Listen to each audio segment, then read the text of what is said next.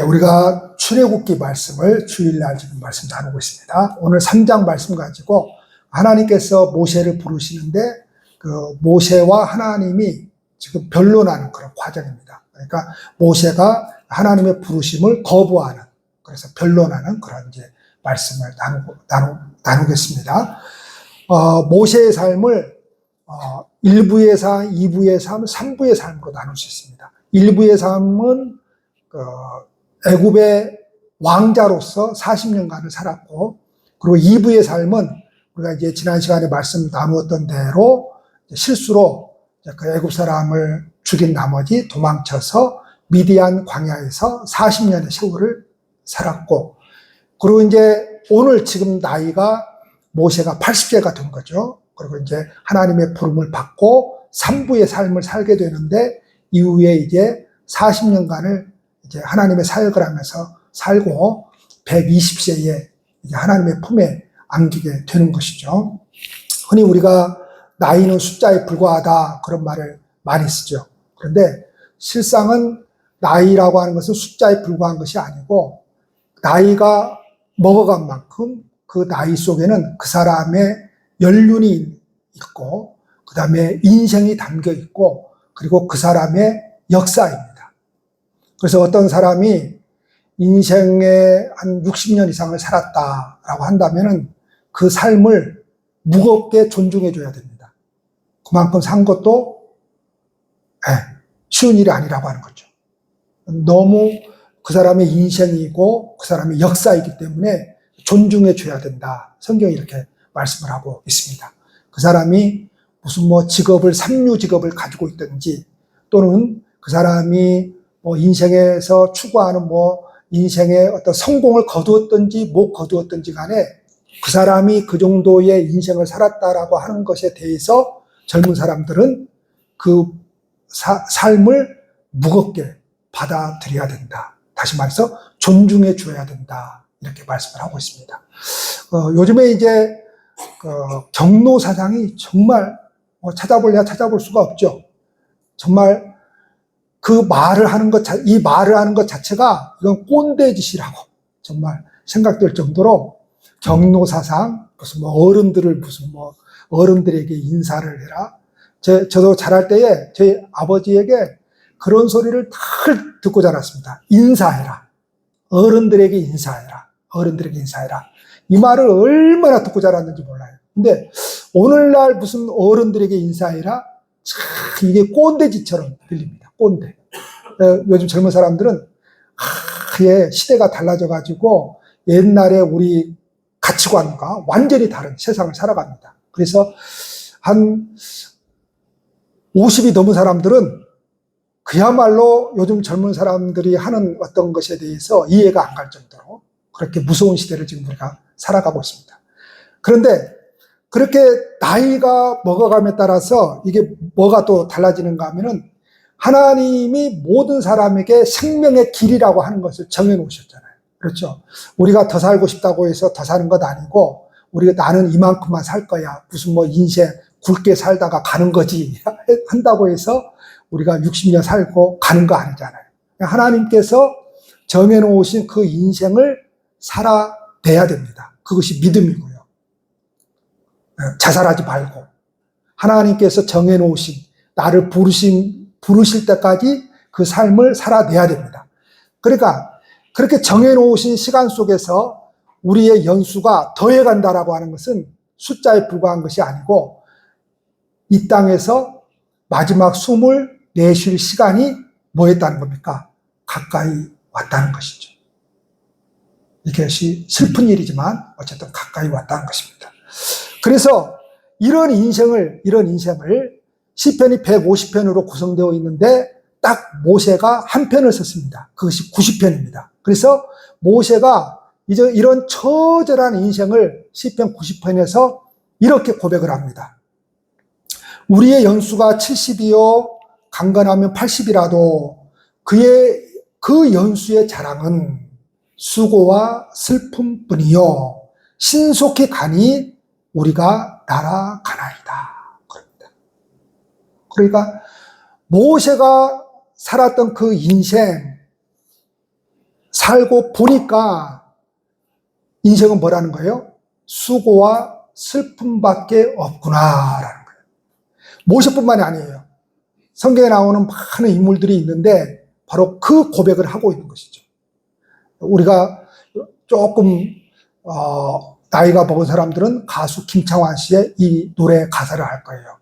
날 버리고 간 님은 용서할 수 있겠는데 날 버리고 가는 세월이야. 그러니까 더 처참한 것이 뭔가 하면, 더 우리를 슬피게 하는 것이 무엇인가 하면, 사람이 떠나는 것이 아니라 나를 버리고 그냥 나의 허락도 없이 나와 의논도 하지 않고 상의도 하지 않고 그냥 흘러가 버린 세월이라고 하는 것이죠. 그 세월 앞에서 사람이 뭘 해볼 도리가 없다는 것이죠. 그냥 속수무책이라고 하는 것입니다. 그래서 수고와 슬픔밖에 없구나. 이건 뭐예요? 세월의 처절함을 나타내는 것이고 좌절감을 나타내는 것이죠. 우리가 젊은 사람들은 모르죠. 30세 이전에는 전혀 모르는 거죠. 이게 얼마나 슬픈 일인지, 얼마나 내 인생에서 이게 처절함, 그리고 얼마나 나를, 이 시간이라고 하는 것이, 이 인생이라고 하는 것이 나를 얼마나 좌절시키는 것인지, 이 세월이라고 하는 것이. 이제 나이가 50이 넘어가고, 제가 이제 60이 다 돼가니까, 어르신들 죄송합니다. 50이 넘어가니까, 그때부터, 그전에는 왜 그렇게 끝이 안 보이는지 너무 까마득하고 그랬는데, 50이 넘어가니까, 끝이 보이니까, 이제 끝이 보이는구나. 좋으면서도, 인생이 정말로 덧없는 것이구나. 이것들을 자꾸 깨닫게 만듭니다. 그래서 힘이 빠지고, 맥이 빠지고, 그렇습니다. 자, 그런데 이 수고와 슬픔뿐이라고 하는 것은 예를 들면 이겁니다. 이놈의 일을 당장 때려치워야지. 그런데 때려칠 수가 있어요, 없어요? 때려칠 수가 없는 거죠. 그래서 수고와 슬픔밖에 없는 거죠. 이놈의 일을 때려치우고 싶은데 때려치울 수가 없어요. 그러니까 이 일을 하면서도 수고와 슬픔밖에 없는 거죠. 이겁니다. 직장 생활하면서 힘들고 너무너무 괴로운데 이런 직장을 언제까지 내가 다녀야 하지? 이겁니다. 근데 다닐 수밖에 없잖아요. 그렇죠? 나에게 지워진 처자식이 있는데 안 다니면 굶어 죽는데 어떻게 해요? 그러니까 내가 하는 그 일이 뭐밖에 안 남아요? 수고와 슬픔밖에 남지 않는 거죠. 지난 7, 80년 동안 그렇게 열심히 살아왔는데 그 결과가 있더라는 겁니까? 없더라는 겁니까? 아무것도 없더라는 것이죠. 여러분들이 잘 아시는 그 해밍웨이가 노인과 바다라고 하는 역작을 썼잖아요. 이분이. 근데 이분이 노인과 바다를 마지막으로 썼거든요. 아주 그 유명한 책들을 이분이 몇 권 썼는데, 글을 몇 권 썼는데, 노인과 바다라고 하는 책을 마지막으로 썼거든요. 그리고 이분이, 자살로밖에 추정할 수 없는 그런 이제 엽총으로 이제 그렇게 죽었거든요. 근데 이 해밍웨이는 이런 사고방식으로 글을 썼다고 해요. 내가 경험하지 않는 글은 쓰지 않겠다. 그래서 이분은 그러니까 그 글이 깊이가 있는 거죠. 깊이가. 그래서 이분은 전쟁에도 참여했고, 전쟁에서 부상을 입어가지고 돌아왔고, 그리고 기자 생활을 했어요. 그래서 여러 나라들을 이제 방문을 하게 됩니다. 여러 문화들을 경험을 하게 되고, 그리고 이분이 대단한 사람입니다. 그러니까 기자 생활을 하면서 스파이 생활까지 했습니다. 그러니까 이분은 내가 경험하지 않는 것은 쓰지 않겠다. 내가 경험한 것을 쓰겠다. 그래서 이분이 아주 인생의 깊은 그런 맛을 다 끄집어낸 것이, 그렇게 평가받는 책이 뭔가 하면 바로 노인과 바다거든요. 근데 이분이 그 노인과 바다라고 하는 책에서 84세 된 할아버지일 거예요. 이 할아버지가 평생 뭐예요? 바다에서 그냥 그 물고기만 잡고 산 그런 노인이에요. 근데 이제 이날도 이제 소위 말해서 물고기를 잡으려고, 이게 물고기라고 표현하면 맞나요? 하여튼 물고기를 잡으려고 이제 바다로 나갔어요. 근데 그냥 몇 날 며칠을 이게 소위 말해서 낚시질이라고 해야 되겠죠. 낚시질을 해도 고기 한 마리 잡히지가 않는 거예요. 수십 날을 기다렸더니 아주 어마어마한 고기가 한 마리 잡혀요. 그 고기가 참치과예요, 참치과. 근데 엄청난 고기가 한 마리 잡혀요. 그래서 이 이제 노인이 그 조그마한 배인데, 조그마한 쪽배인데, 그 배에다가 이제 그 어마어마한 고기를 이제 싣고 이 고기를 팔아서 이제 비싼 값에 팔 수 있겠구나라고 그 꿈을 가지고 이제 육지를 이제 향해서 이제 오는 거죠. 그런데 이 물고기의 피냄새를 맡고 누가 달려들어요? 상어떼가 달려들어요. 막 상어떼가 막 달려들어요. 이 고기를 먹으려고. 그러니까 막 그 상어떼하고 이제 싸우는 이제 그런 글이잖아요. 그러면서 이제 막 이제 소위 말해서 그 해밍웨이가 아니죠. 그 노인이 이제 막 독백을 하는 그 독백이 뭔가 하면 소위 말해서 이제 인생을 그렇게 이제 이야기를 하는 거거든요. 그래서 막 물리쳐요. 막 싸워서.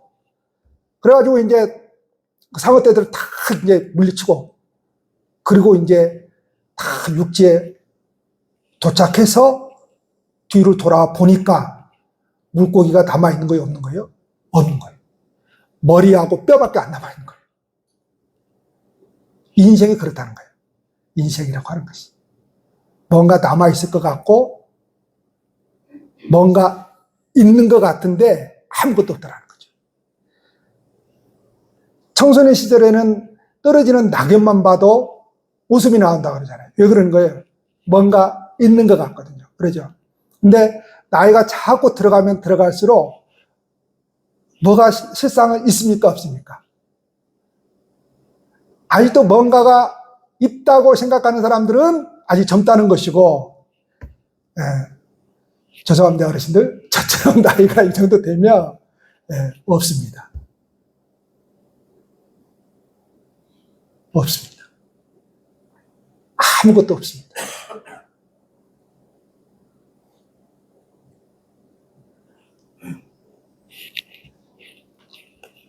자, 그런데 여러분, 모세가 만약에 그렇게 허무함만을 80세에 그렇게 시를 쓰고 허무함만을 이야기하다가 죽어버렸다면 모세가 아니죠. 그렇죠? 성경이 아니죠. 우리가 추구하는 그 신앙이라고 하는 것이 신앙이 아니죠. 근데 모세의 삶 몇 부가 남아있는 거예요? 3부가 남아있는 것이죠. 바로 미디안에 와서 40년의 세월이 흐른 어느 날, 그날도 그냥 똑같이 그냥 풀을 먹이려고 그냥 시내산 주위를 그냥 맴돌고 있었던 것이죠. 근데 그때 당시에 양을 치는 직업은 존경받는 직업이 아닙니다. 굉장히 천대받는 직업입니다. 그래서 이스라엘 백성들이 그 애굽 땅에 가서도 양을 치잖아요. 그래서 애국 사람들이 그들을 부정하게 여기기 때문에 함께 안 살잖아요. 그래서 고센 지역이라고 하는 그곳에 이스라엘 백성들을 집단 생활을 하게 하잖아요. 그건 왜 그러는가 하면 그때 당시에 사람들은 양치는 이 직업을 굉장히 천하게 여겼습니다. 부정하게 여겼던 것이죠. 그러니까 모세가 지금 이런 양을 치는 직업이라고 하는 것은 정말로 천한 직업이에요. 근데 여러분 모세가 지금 또 어떤 삶을 살아가고 있어요? 자기 인생 하나도 바르게 세우지 못해가지고 무슨 살이를 하고 있어요? 처가살이를 하고 있습니다. 우리나라 속담에 보리가 서말이면 뭐는 안 해야 된다고요? 처가살이는 안 해야 된다고 그러죠. 그 정도로 처가살이가 뭐라는 거예요? 남자한테는 비참하다라고 하는 것이죠. 근데 지금 처가살이를 하고 있어요. 만약에 어떤 사람이 이런 상황에 있는 모세에게 야, 우리나라 속담에 보리가 서말이면 처가살이 안 한다고 하는데 야, 니 뭐하러 그렇게 사냐? 막 그랬으면은 모세가 뭐라고 대답했을까요? 야, 니 그런 소리 말아라.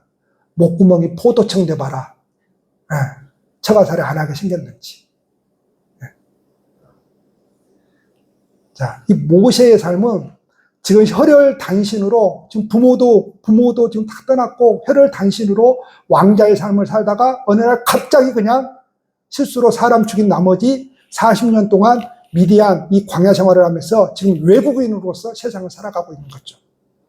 참 여러분, 우리가 고향을 떠나서 타국에서 타지에서 사는 것도 참 어렵습니다. 여러분, 타지에서 사는 것도 어려워요. 저는 어렸을 때부터 그냥 객지에 던져져 가지고 그냥 그 시절에는 무슨 누가 부모가 방을 얻어줬습니까? 뭘 했습니까? 그냥 차비만 줘가지고 그냥 누가 데리고 가면 그냥 보내버렸지. 그러면 거기 가서 뭐 하는 거예요? 그냥 혼자 살아남아야 돼요. 그러니까 우리 시대에는 그냥 던져놔도 그냥 혼자 살아냅니다. 그냥 혼자.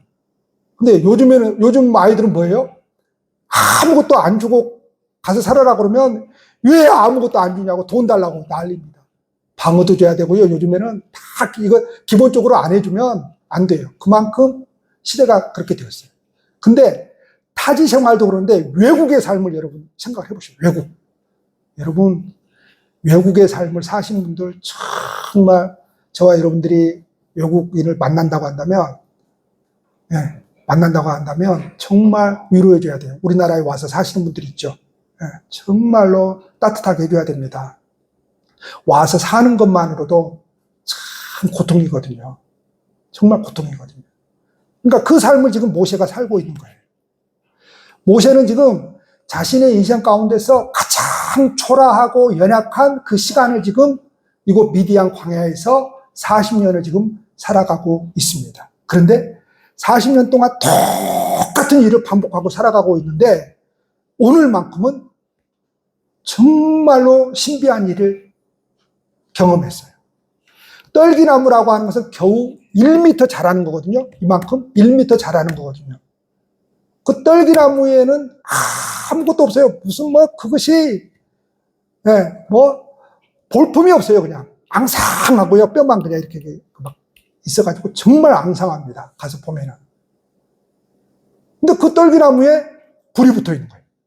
불이 붙어 있는데 떨기나무는 타지를 않는 거예요. 너무 신비하죠. 그래서 다시 돌아가서 눈으로 확인을 하려고 다시 갑니다. 거기에. 근데 신비한 일이 일어나요. 그 속에서 모세야, 모세야 자기 이름을 부르는 소리가 들린 겁니다. 지금 모세가 하나님을 처음 만나는 장면이에요. 자, 처음 만나는 장면입니다. 모세가 막 믿음이 있는 게 아니에요. 처음 만나는 장면이에요. 그런데 우리가 이름을 부른다라고 하는 것은 단순히 호칭만 부르는 게 아닙니다. 그 사람의 이름을 부른다라고 하는 것은 그 사람의 지나온 인생이 그 이름 속에 다 담겨 있습니다. 그래서 우리가 성경을 지금 우리가 많이 읽고 있잖아요. 이 사람에 대해서 조금 궁금하다 그러면 그 사람의 그 뜻을 이렇게 찾아보세요. 그러면 그 사람의 그 뜻이 나오거든요. 그러면 그 사람은 그런 인생을 살았다는 거예요. 성경에서. 그 뜻대로 삽니다. 그 이름 뜻대로 살아요. 그런 인생을 살았다는 거예요. 그런 인생을.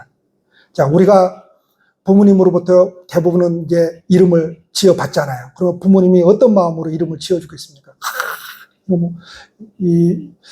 이놈은 정말, 이 나라에서 아주 이런 사람이 되었으면 좋겠다. 이놈은 이런 사람이 되었으면 좋겠다. 장군이 되었으면 좋겠다. 뭐가 되었으면 좋겠다 해서 그 바람으로 부모가 그 이름에다가 이름을 짓는 거잖아요. 뜻을 넣어가지고. 그렇죠.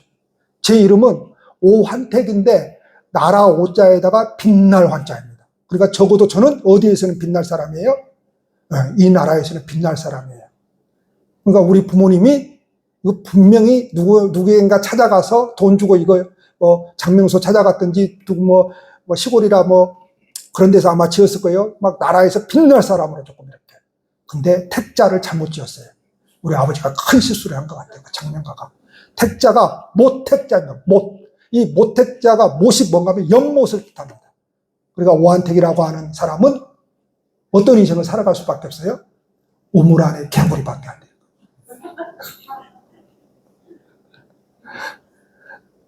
우물 안에. 나라에서 빛나는데 어디까지밖에 제한이 있어요? 제가 이제 전라남도에서 살고 있죠. 전라남도밖에. 이것도 대단하죠. 그 전라남도밖에.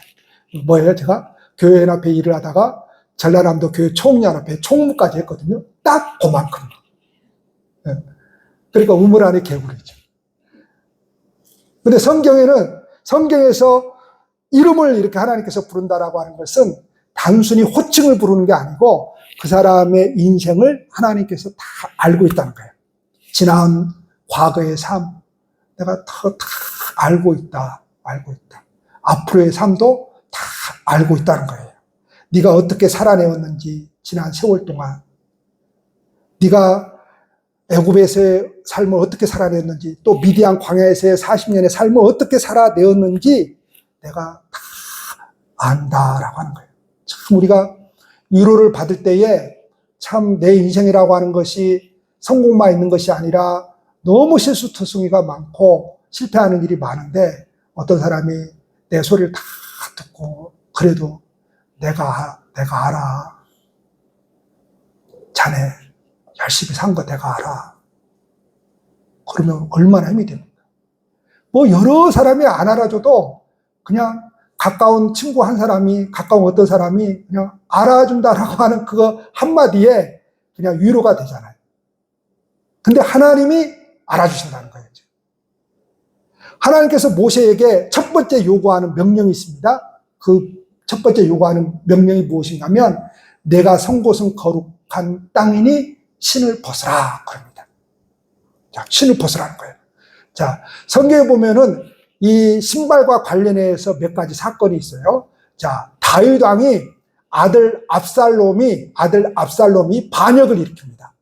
얼마나 급박했던지 왕인 다윗 왕이 신발도 제대로 신지 못하고 벗은 채로 도망을 갑니다. 이거 뭘 뜻합니까? 왕이 말이죠. 신발도 못 신고 그 신하들도 있을 것인데 신발도 신지 못하고 얼마나 급했던지 수치와 비참함이죠. 그렇죠. 얼마나 수치스러운 일입니까? 그것도 자식한테 쿠데타를 당해가지고 신발도 못 신고 도망가야 되는 얼마나 여러분 비참합니까? 그런데 중동지방은 우리가 잘 아는 대로 너무너무 뜨겁잖아요. 그래서 중동지방에서 그 신은 더러움과 죄를 상징합니다. 그래서 우리가 신약성에 보면은 막 사람들이 갈 때에, 예수님 갈 때에, 그 중동지방의 문화가 손님이 오면은 대야에다가 물을 떠서 발을 씻겨주는 거예요. 발을. 그러니까 무슨 누가 예수님 발을 씻겨줬다고 해서 누구 제자들 발을 씻겨줬다고 해서 아주 특별한 게 아니에요. 그냥 손님들 오면 당연히 그냥 발을 씻겨주는 거예요. 왜냐하면 그 광야를 슬리퍼 신고 다니는 거잖아요. 그러니까 먼지가 많아요. 그러니까 더러워요. 이 발이라고 하는 것은. 그러니까 더러움과 죄를 상징하거든요. 그런데 여러분들이 잘 아시는 누가복음 15장에 가면 너무나 우리가 잘 아는 이야기잖아요. 그 돌아온 탕자의 비유에서 그 둘째 아들이 허랑방탕하고 다 그렇게 살다가 이제 돈이 없으니까 막 돼지가 먹는 그런 열매까지, 그 돼지가 먹는 열매 있죠. 쥐업 열매까지 막 먹다가 도저히 견딜 수 없어서 우리 아버지 집에 가면 먹을 것이 얼마나 많은데 내가 왜 이러고 있을까? 그래서 내가 아버지 집으로 가야 되겠다. 그러면서 이 아들이 어떤 행세를 하고 갑니까? 신을 벗은 채로 갑니다. 자, 이 신을 벗는다라고 하는 것은 그때 당시에 노예들은 신을 신을 수가 없었어요. 그러니까 이 둘째 아들이 아버지한테 가서 내가 아버지 아들이지만 아버지의 품꾼의 하나로 생각해 주십시오. 이 말은 무슨 말인가 하면 아버지 집에 노예들 있잖아요. 그 노예 가운데 그냥 한 사람으로 취급해 주십시오. 그 마음으로 간 거예요. 그래서 신을 벗고 간 거예요. 나는 이제 아버지의 아들이 아니고 나는 아버지의 노예입니다. 나 밥만 먹여주셔요. 이 소리 하는 거거든요, 지금. 근데 그 아버지가 뭐라 그럽니까? 아니야, 짐승을 잡아라. 우리 둘째 아들을 목욕시켜라. 우리 둘째 아들한테 깨끗한 새 옷을 입혀라. 그리고 마지막으로 뭐라 그러죠? 신을 신겨라 합니다. 신발을 신겨라. 뭐라는 거예요? 노예가 아니야. 넌 내 아들이야. 근데 이 아들이 뭐예요? 뭘 잘 지켜서 아들이에요? 효도해서 아들이에요? 아니에요. 네가 아무리 실수를 했든, 네가 아무리 실패를 했든, 네가 내 재산을 그렇게 가지고 와서 뭐 어떻게 허랑방탕해서 썼든지 뭐예요? 자식은 자식이잖아요. 그렇죠? 내 아들인 거예요. 할렐루야.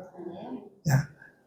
자, 그래서 모세가 지금 첫 번째로 하나님께서 이 떨기나무 가운데서 모세를 만나면서 신을 벗으라고 말씀하신 것은 이 출애굽의 역사라고 하는 것이 네가 아니야. 내가 너를 지금 부르는데 네가 아니라 내가 만든 길로 나아가게 될 것이고 너는 종으로 그 일에 나의 통로로 사용될 거야. 그래서 신을 벗으라고 하는 거예요. 지금 신을 벗으라라고 하는 거예요. 자, 모세를 부르신 하나님께서 뭐라고 또 말씀하시는가 하면은 내 조상의 하나님, 아브라함의 하나님, 이삭의 하나님, 야곱의 하나님 그러면서 그 언약의 신실하신 나야. 그 언약의 신실한 나야. 지금 이 사명을 너에게 준 것은 지금 내 백성들의 그 신음소리를 듣고 내가 지금 일시적인 감정에 의해서 지금 결정한 게 아니고 모세 때부터 지금 모세로부터 600년 전에 아브라함에게 약속한 거야. 이거는 그 아브라함에게 약속한 것을 나는 하나님은 뭐예요? 지나온 600년 동안 한 번도 잊은 적이 없다는 거죠. 지금 때가 되어서 지금 모세 너를 통해서 지금 너를 사용하겠다라고 하는 것입니다. 모세가 그런 하나님을 다 뵙고 나니까 오늘 말씀에 보니까 뭐예요? 두려워서 얼굴을 가리웠다 그러죠. 자, 사람이 하나님을 만나게 되면 첫 번째로 느끼는 감정이 무엇인가 하면 두려움입니다. 두려움. 여러분들이 잘 아시는 그 이사야 선지자 이사야 6장 8절에 나오죠. 하나님이 부르심을 통해서 이사야가 뭘 느낍니까? 두려움을 느껴버려요. 두려움을. 아니 인간이 어떻게 하나님을 만나는데 두렵지 않겠어요? 그래서 두려움을 느껴버립니다. 두려움. 그래서 얼굴을 가린 거예요. 자, 그래서 모세가 거부하죠. 자, 왜 거부합니까? 사람이 내가 그래도 뭔가 가졌고 배운 것도 조금 있고 나를 따르는 사람들도 조금 있고 그러면 뭐 괜찮겠네. 한번 해볼 수 있겠네. 그러는데 지금 모세의 상황이 전혀 그렇지 않은 거예요. 그래서 모세가 하나님 앞에 하소연하는 거죠. 하나님, 나를 보십시오. 내가 처한 지금 상황을 보십시오. 지금 나는 살인자에다가요. 나는요, 내 직업도 변변치 못해가지고 지금 내 가정도 지금 내가 제대로 꾸려나가지를 못해서 지금 처가살이하면서 장인의 지금 양을 치고 지금 겨우겨우 입에 풀칠하고 살아가고 있는데 이 광야에서 뭔 이런 내가 애굽에 들어가면은 나를 가만히 내버려 두겠습니까? 애굽의 왕이 지금 살인자로 지금 찍혀가지고 지금 내가 여기까지 도망온 이유를 지금 하나님 모릅니까? 가면 나 당장 잡혀가지고 죽는데 이렇게 하소연한 거죠. 그래서 거부를 합니다. 그때 하나님께서 들려주신 답변이 오늘 우리가 읽은 말씀 마지막 12절입니다. 여기 아주 굉장한 그 말씀이 하나님의 음성이 들려 있는데요. 내가 반드시 너와 함께 있으리라. 12절 한번 띄워보실랍니까? 내가 반드시 너와 함께 있으리라. 내가 그 백성을 애굽에서 인도하여 낸 후에 너희가 이 산에서 하나님을 섬기리니 이것이 내가 너를 보낸 증거니라. 뭐예요? 이 산에서 첫 번째 하나님께서 당신의 백성들을 데리고 오라고 하는 첫 번째 목적지가 어디예요? 이 산이에요. 이 산이 어떤 산이에요? 호렙산, 신의 산이라고 보통 부릅니다. 그 두 가지 이름을 쓰고 있거든요. 자, 이 호렙산, 신의 산이에요. 그러니까 지금 모세가 출애굽을 해가지고 데리고 올 장소는 전혀 모르는 장소가 아니고 미디안 땅에서 40년 동안 양을 치면서 아주 샅샅이 돌아다니는 그런 땅이에요. 모세가 이 지역을 알아요? 몰라요? 훤히 알고 있어요. 훤히 알고 있어요. 제가 운동으로 자전거를 타거든요. 하도 여수 지역을 자전거를 타고 돌아다녀가지고요. 그 자전거길의 도로변이 제가 인도가 어디에 구멍이 하도 타고 다니니까 어디에 구멍이 있고 뭐 어떻게 돼 있고 그걸 다 압니다. 하도 타고 다니니까. 근데 샅샅이 아는 거예요. 샅샅이 아는 거예요. 야, 이게 여러분 얼마나 기가 막힌 줄 아십니까? 하나님께서 당신의 뜻을 이루시기 위해서 모세를 이곳 미디안 광야로 도망쳐온 그 모세를 40년 동안 여기에 살게 하신 것은 다 뭐가 있었다는 거예요? 하나님의 계획이 있었다는 것이죠. 할렐루야. 그런데 우리는 그걸 모르죠. 그걸 알면 우리는 견뎌내고 기다리잖아요. 그걸 모르니까 지금 당장 힘든데 이 뜨거운 이 사막이에요. 광야와 사막은 달라요. 그냥 사막은 그냥 모래만 있는 것이고 광야는 그냥 바위와 모래가 있는 곳이죠. 그래서 그냥 허벌판 아무것도 날 수 없는 계획이 있는 거예요. 그냥 우리는 그냥 힘든 것밖에. 왜냐하면 하나님의 그런 섭리를 알 수가 없으니까. 근데 하나님은 다 계획이 있어요. 야, 너는 다 계획이 있구나. 다 계획이 있어요. 다 계획을 가지고 그렇게 말씀하시는 거예요. 자, 하나님께서 모세에게 하시는 말씀을 다른 말로 표현하면 이렇게 지금 말씀을 하고 있는 겁니다. 만물보다 더 큰 내 손이 너를 붙잡고 있다. 너는 눈을 들어 나를 보기만 하면 된다. 그러면 내 백성이 이곳에서 나를 섬기게 될 것이야. 자, 여러분, 우리가 인생을 살아가면서 또 우리가 하나님을 믿고 살아간다고 한다면 우리가 생각하는 것은 무엇입니까? 또 세상 사람들이 더 그렇게 생각하는 것은 무엇이죠?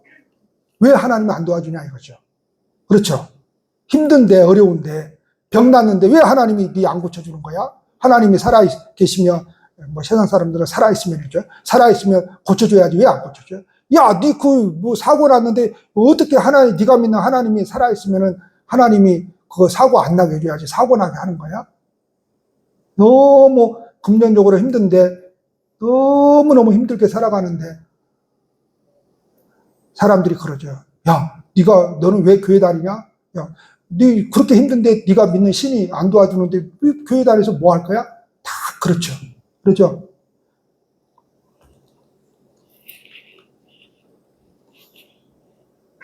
네. 다시 말해서 우리의 삶의 자리가 하나님 내가 누구인지 아십니까? 지금 내 처지가 지금 어떤 상황인지 알면서도 그런 소리 하십니까? 이것과 똑같습니다.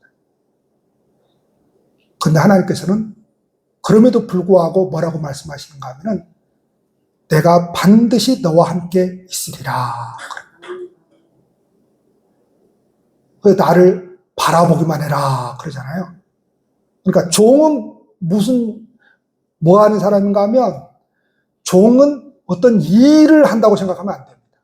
다시 말해서 성도는 하나님을 믿는다라고 할 때에 무슨 일을 열심히 하는 것을 하나님 잘 섬기는 것이라고 여러분 생각하면 절대 안 됩니다. 여러분, 어떤 사람들은 성격상 하나님을 바라보지 않으면서도 일을 열심히 할 수 있습니다, 여러분. 성격상 그럴 수 있어요. 사람들 앞에 나서기 좋아하고, 사람들 앞에서 막 뭐 하기 좋아하고, 뭐예요? 하나님을 바라보지 않으면서, 그러니까 자기 신앙, 제가 어제 유튜브로 그 여성분 계시는데,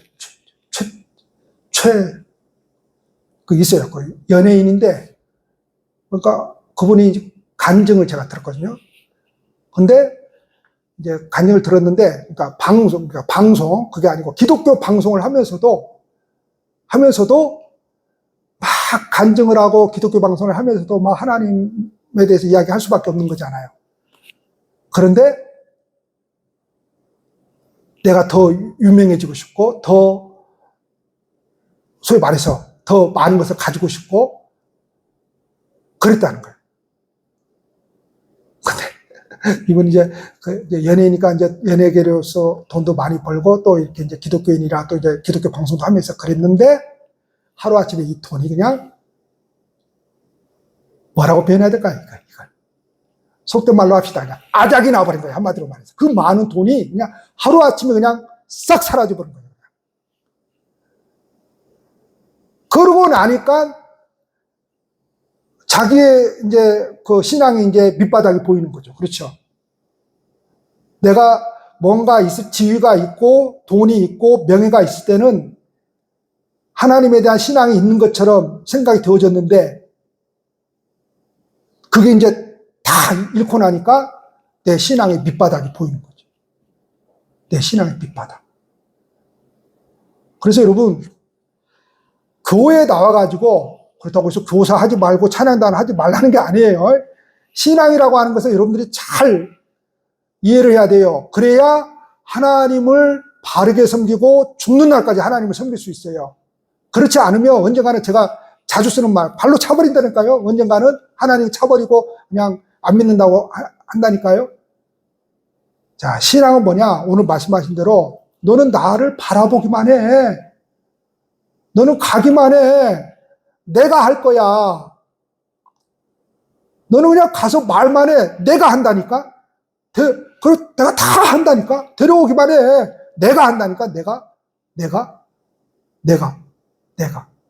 그래서 여기서 중요한 것은 뭐예요? 하나님을 바라보는 겁니다. 할렐루야. 하나님을 끊임없이 바라보는 거예요. 신앙이라고 하는 것은. 그 하나님을 바라봄이 없이 뭔가를 열심히 한다? 그 나중에 문제 일으킨다니까요. 나중에 꼭 문제를 일으킵니다. 그런 사람들은. 자기 안 알아준다고 막 나중에 땜빵 써본다니까, 교회에서. 목회를 하면요, 제가 이런 사람 저런 사람 한두 명 만나봤겠습니까? 제가 26살 때부터 신학한다라고 하는 이름을 가지고 그때부터 교회에 사택 들어가서 살았거든요. 2년간 아파트에서 살아보고 부교육자로 있으면서 오늘날까지 교회 사택에서만 살았어요. 왜 교회 사택만 있는데 교회를 갔겠어요? 돈이 없으니까. 교회 사택 있는 곳만 찾아갔어요. 제가 그 나이부터 지금 제가 만 58세거든요. 그러니까 여러분 30년간 교회 사택에 살았어요. 별 사람들을 안 만났겠습니까?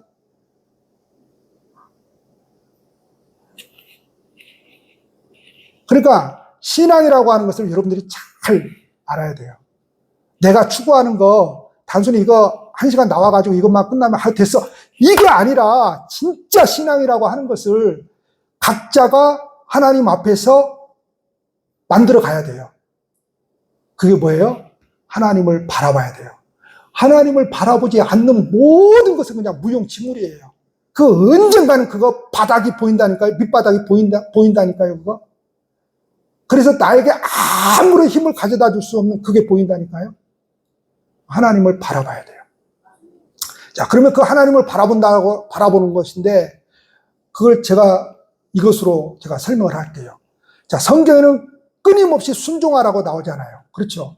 그러면 그 순종하라고 하는 것이 무엇입니까? 어떤 것을 지키라고 하는 것이 아니에요, 여러분. 지키라고 하는 것이 아니에요. 순종하라고 하는 것은. 순종하라고 하는 것은 하나님께서 이루어 놓으신 것을 누리라고 하는 거예요. 누리라고. 우리는 누리지를 못하잖아요. 자꾸 왜 우리는 누리지를 못하는가 하면 내가 무엇인가를 해야 된다고 생각을 하거든요. 사람은. 내가 무엇인가를 해야 된다고 생각을 하거든요. 그래서 누릴 수가 없는 거예요. 자, 근데 이게 참 사람이 이게 깨닫기가 힘든 것인데, 자, 이렇게 생각을 해보세요. 자, 우리가 비행기를 타고 서울을 간다고 합시다. 딱 비행기를 타면은 서울 가는 거예요. 그렇죠? 거기서 내가 날아가려고 무슨 짓을 해도 서울 가는 것이고, 날아가려고 아무 짓을 안 해도 그냥 푹 앉아서 잠만 자도 서울 가는 거예요. 그렇죠? 근데 바로 이거예요. 하나님의 자녀가 되었는데 누리라고 하는 것은 무엇인가 하면은, 바라보라고 하는 것은 무슨 말인가 하면, 자녀가 되었으니까 더 이상 뭔가로서 노력할 것이 아무것도 없어요, 여러분.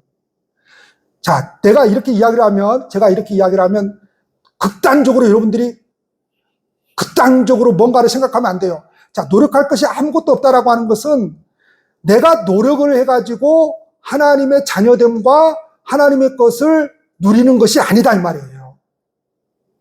바라봐야 되고 순종해야 되는데, 그 순종이 뭔가 하면 우리는 탔어요. 하나님의 자녀가 되어버렸어요.